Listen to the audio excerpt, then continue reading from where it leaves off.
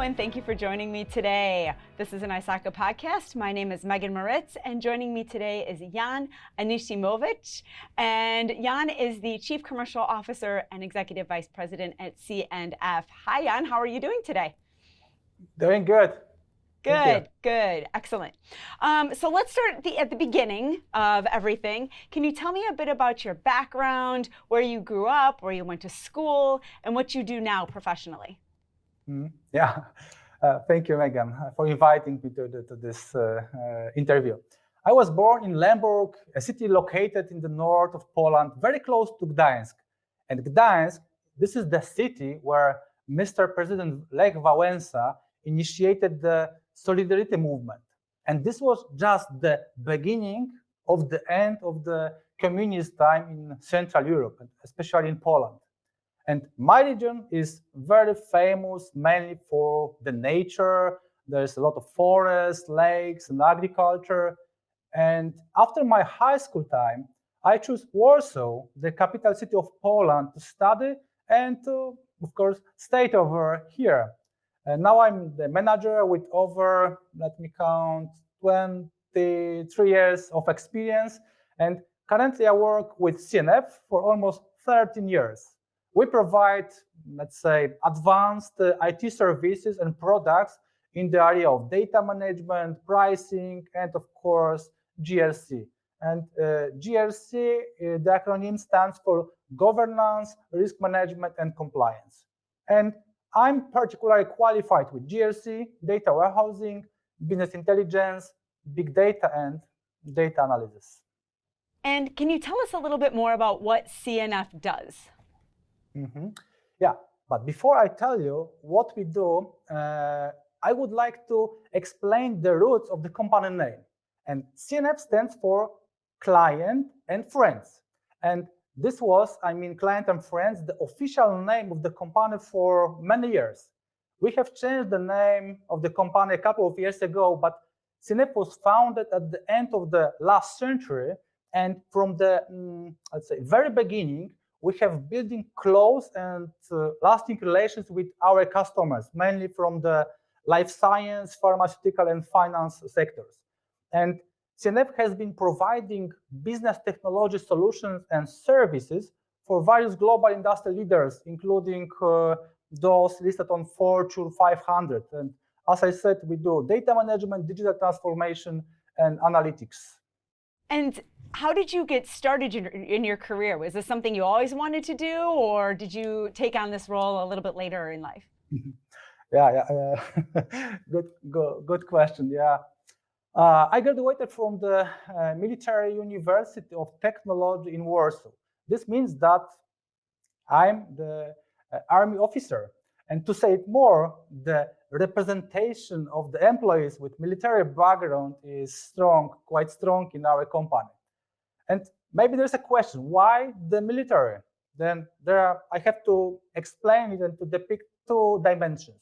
The first, I have always enjoyed sports and competition. Oh, come on, it's something in my heart. I used to, let's say, train short distance running. For example, my personal best record for 100 meters, it was in high school time, not now, but it was close to 11 seconds. And I did also volleyball trainings. We even won some local competitions. And the second dimension, I've always been, fascinated with computer science. And when I was a child, then having this in mind, when deciding on my higher education, I wanted to join for two things. First, the study at technical fields like computer science, system security, and to have the opportunity to practice sports. And in Poland, the first choice was, and most likely still is, the Military University of Technology in Warsaw. Then, it was quite a long time ago, but more than 25 or even 27 years ago, it wasn't easy to get to the university. There were more than, if I remember correctly, 20 candidates per place, and the exam took more than a week. I passed the exam in August 1994, and I started my studies. They began with 7 weeks of intensive military training, and my adventure with IT started with, let's say, shooting a rifle, running in the forest, and marching in the rain or sun. And how did that inspire you to take the career that you have now? Like, what was it that kind of catapulted you to what you're doing now and inspired you to take this career on? I believe that the first, and it's often the case of this industry, is the passion. If you are, let's say, I can say, IT geek as a child, it will only grow stronger later. And the question is why? Maybe because working with technology means taking part in the change. The technology is growing, very fast. In my opinion, close to an exponential rate. After all, according to well-known Moore's law, the computing powers, let's say, doubles every 24 months. But I feel that we are still somewhere at the beginning of the journey. Yes, Moore's law probably has its limits due to the fundamental of physics, the, let's say, speed of light and the size of the atoms. But on the other hand, the race for quantum supremacy has just started, and the artificial intelligence maturity is sure just before its, let's say, peak. It's going quickly, very fast, but it's still before its peak. And as I get more experience, and time is unfortunately flying very fast, I find myself more and more and even more excited on how technology is used to solve real-world problems. In my opinion, we are still learning how to build value that combines technology and human. And as I said, this is just the beginning. And to sum up, of course, passion, but also a specific mindset shaped by the involvement in sports and education path. And do you think that your experience in the military helped you with your career? Do you think that that was a benefit for you? In my opinion, of course, but this is only my opinion, yes, and certainly graduating from military university had a huge impact on my career path and the professional development. What is important is that in the military school, I met people with whom I work right now. Military training can bring people together, that's for sure. The thing is that we definitely have a similar approach to solving technical, let's say, challenges, problem issues in the team. Then the same mindset that allow us to get things done. And I did my studies in the 90s, not only in the previous century but also in the previous millennium. Then it was after the fall of communism in Poland, and the country was undergoing, serious transformation. Then military school was one of the few places in Poland when we can really have access to the latest technologies. And we were sort of, I can say, maybe even pioneers in terms of cybersecurity or information technology in general. It sounds like we're about the same age. I'm putting all of this together. So for the next generation of security leaders, when do you think the right time is to get involved with an organization like ISACA? Definitely, there's only one right answer. Then you should know probably the answer that, of course, as soon as possible. It's never too early for networking and learning, but on the other hand, the best moment to join is when you have something to share. From the perspective of ISACA, is awesome. That great opportunity to take, but also a great opportunity to give. It's definitely worth getting involved in our community and building its value by sharing knowledge.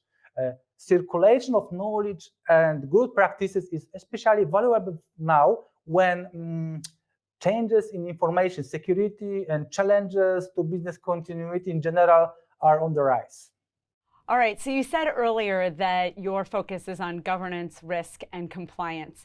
And so in your opinion, what do you think is currently the highest risk to the business continuity? The major risk to business continuity nowadays is to not managing risks, or even to say more, to don't know what is the risk exposure and even what the risks are. The global economy, supply chains, geopolitics, all this create a shaky environment for companies to operate. This means that big responsibilities in the hands of the people who managing risk. And so it's also important not to neglect cybersecurity, because companies are transforming into digital. It changes the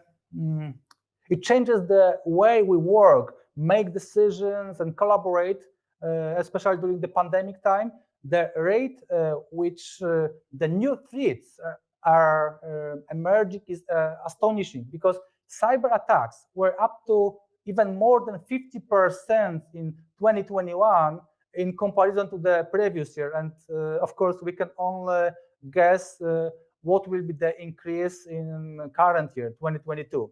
Then risk management and information security have always been strategic for a business, but today the role is growing even more important as the world is becoming, of course, the more digital. So you just implied, obviously, this is a daunting industry. Everything is always changing. There's always security breaches. Everything is happening all the time. What gives you the motivation to keep going and seeking out solutions for all of these daunting problems? To use maybe the military terminology, the arms race is underway. Cybersecurity requires constant knowledge updates. I can compare that to the virus databases and antivirus programs. You have to be always up to date to remove some threats. Then it's challenging, but on the other side, it's rewarding. Then technology comes to the rescue in the current times. And most people, of course, except ISACA community members, will think that auditing, let's say, security, risk management, and compliance, they are boring and unimportant topics. Then recent years have proven that treating those areas seriously save many companies' existence. Then and it gives me the motivation to constantly seek for more efficient solutions and to mitigate risks that are, let's say, surrounding us. Okay, so you've done a lot here, obviously. Is there somebody in particular who has served as a mentor to you? I know that that's a big question for younger people in particular. How do you find a mentor, or other thought leaders in the industry that you might admire or have reached out to throughout your career? Then for that question, I will be not original what I would like to say, but of course I have at least two leaders that I admire. And to some extent, I try to use their experiences. Then the first person is, of course, Steve Jobs. I admire him for his approach to simplifying technology to better fit people and their needs. And the second person is Elon Musk. Of course, I'm not a fan of his, let's say, ad hoc tweets that make the stock market shake, but I really like his mindset. And he sees the world as an endless opportunity to innovate, and he wants to put the first man on Mars. And I believe, definitely, I believe that in 100% that it will happen before 2050, maybe even sooner. Would you want to go to Mars? I know that's not really a question I'm supposed to ask you, but would you go? I want, definitely, if I have the opportunity, I would like to go there. But you know, there's maybe 1 million or even 2 million candidates that would like to go, and they are better than I am. Yeah, I don't want to go to Mars. I'm perfectly happy here on Earth. All right, so what is one thing that you wish everybody understood about your job? I've thought that many times that about how to tell people who are outside the tech industry about my work. And the latest version looks like this. I work for a company that uses the latest information technology to let other companies, usually the biggest and the largest in the world, run more efficiently, and their employees make better data-driven decisions.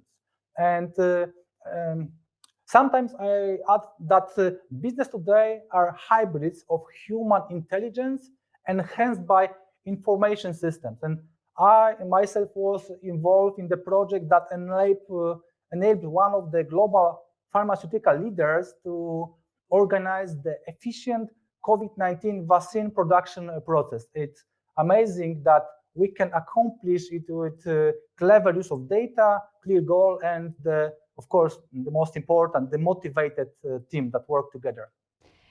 And so you talk about the vaccine a little bit, and you had a part in that project. Can you elaborate a little bit more on that, about how the vaccine impacted society in a positive way and your involvement in that process? Mm-hmm. Yeah, we were involved in the process that the company wanted to make all the companies, the manufacturer side, digital. Then we helped them to move from the manual approaches, the, let's say, Kanban-driven, manually at the manufacturer side, into something that is more digital, and it helped to fasten and shorten the process of the vaccines delivery. Okay, so I also understand and was provided with information that you made another huge positive impact on the world by helping to adapt the building in the, I've got to look at this, the Modular Fortress for refugees from Ukraine. Can you tell us a little bit about that, how that experience impacted you? Yeah, some people say that helping other companies that helping other companies or just to help refugees is important topic, and I believe this is one of the most important things that you have taken into consideration, because helping people right now, I don't know if you know that number, but more than 3.5 million refugees from Ukraine is in our country. Then the Poles are helping people and from Ukraine just to better tailor to the situation that is in the country where the war is taking place. And then currently it's better to talk about community in helping and solidarity with the victim of war. Then I'm glad that my friends, teammates, and countrymen help. It's very, very difficult time for the entire world, but we have to deal with that situation because we have no other choice. I actually sat next to a woman from Warsaw at a conference in Sweden a couple months ago, and just hearing her stories about what it was like to be in Warsaw, and that, every other person on the street was coming from Ukraine. And she said you could do a case study on the people of Poland stepping up to help, and just the mankind and what they were doing for people. So thank you for that. It's just been an extraordinary story to hear. Mm-hmm. Okay, so changing gears a little bit. When did you come to start working with ISACA? Mm-hmm. It was a couple of years ago, back in, if I remember correctly, 2013. I decided to apply for the risk certificate. Then I gained more momentum as I saw that the value in the knowledge I gained. Decided to pass the CISM exam as well. And since it went so well, a few years ago, I decided to not only be a participant during the conferences, but to also expand my contribution and to become a public speaker. And I'm supporting also, let's say, local chapters, not only in Poland, but also in the UK and, of course, in the United States. So you're doing a lot. You've got the vaccines, you've got all of the health things that you're taking care of for yourself, you've got your job. How do you continue to stay on top of all of the changes that are happening in your industry? How do you keep that knowledge fresh? Mm-hmm, mm-hmm. Yeah, it's a very good question. Thank you. Then I try to take the perspective and the sum of the competences of the entire team. Of course, I'm still learning and trying to stay up to date, But I realized that as a manager, I have less and less direct contact with technology and more contact with people. Then my task is to ensure that the team has the tools and conditions, including knowledge and experience, to work effectively. And I try to rely on my knowledge, but also to use knowledge of others. Then circulation of knowledge builds value in the team, and I believe this is the best way to achieve the goals. All right, so somehow with all of this you have going on, you still have time to watch Netflix, which I've heard, and you're watching a show called Devs, which is about quantum computing, which we could spend an entire episode or podcast talking about. But what do you see for the future of quantum computing? How is it going to change the world? Yeah, on one correction, this was featured not on Netflix, but on HBO. Okay. Yeah, but yes, I found this topic really and extremely interesting. The series tells the story of building a quantum computer but it shows many other aspects of quantum mechanics in an interesting way. Although, of course, the story is quite different from today's business application of quantum computing or cryptography achievements, but it's worth watching as we are in the threshold that quantum computing revolution. And if I remember correctly, Richard Feynman once said that nobody understands quantum mechanics. And in my opinion, he was probably right. I try to explain to you one thing. This is a coin. And there's heads and tails. Then we can assume that logical value can be assigned with one side, for example, logical 1 and logical 0. Then this is standard. The bit, we have more bits, more information we can store. But how about qubits, which is the logical, this is the equivalent of bit in the quantum computing. Then we can think about a qubit like the spinning coin. This means that while the coin is spinning, we can, with certain probability, have the value of 1 or value of the 1 or 0 at the same time. But to say more, there is a continuum of potential options. Then this is the change. In the bit, we have only 1 and 0, but while the qubit is the superposition, then we have indefinite number of values according to the probability. The more qubit we have, the power of the computing quantum computers rise exponentially. Then this is the main difference. But this is just the beginning of the journey. It seems only a matter of time that before quantum computers take hold in the global IT ecosystem, and that will change everything, literally, giving completely new perspective to let's say, the development of AI, changing the way we communicate over the network and the secure data, let's say, discover drugs, of course, and manage supply chains or traffic. This is just the beginning of the big leap for the humankind. So that is without a doubt one of the best explanations I have ever heard for I love the coin. So again, I have to ask, is the show technical, or is it like actors portraying a whole, like there's a plot and everything, or is it real scientific and they're like a documentary style?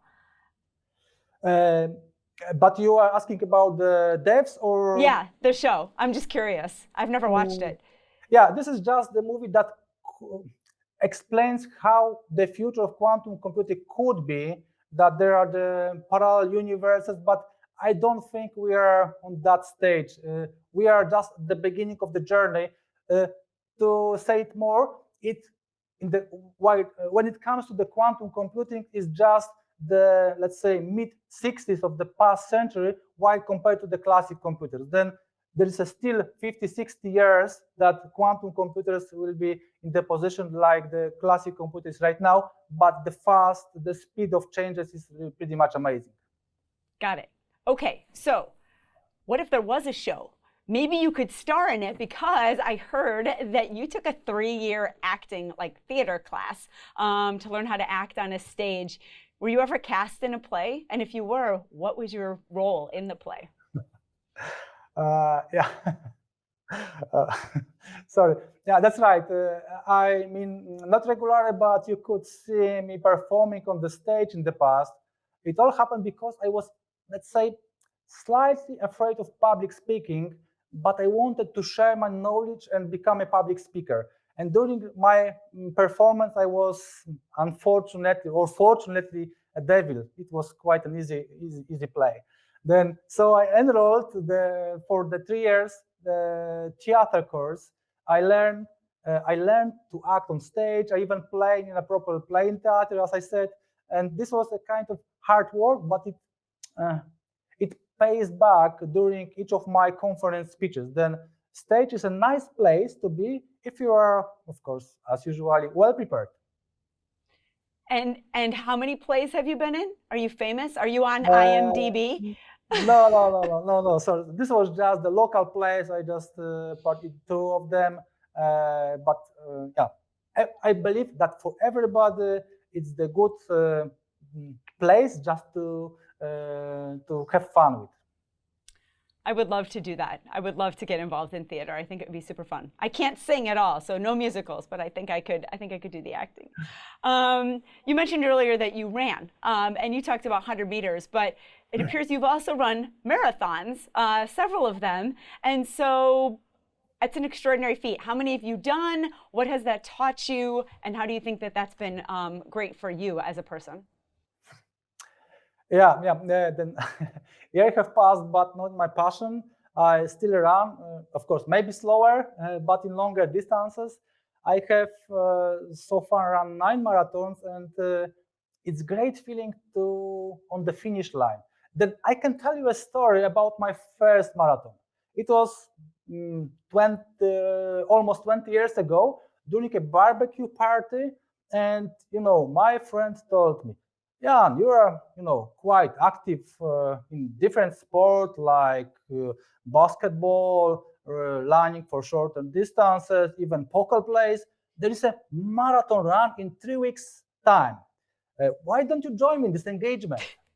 And it was BBQ party, closer to the end than the beginning. Then my flexibility in the decision process was, let's say, slightly above the standard level.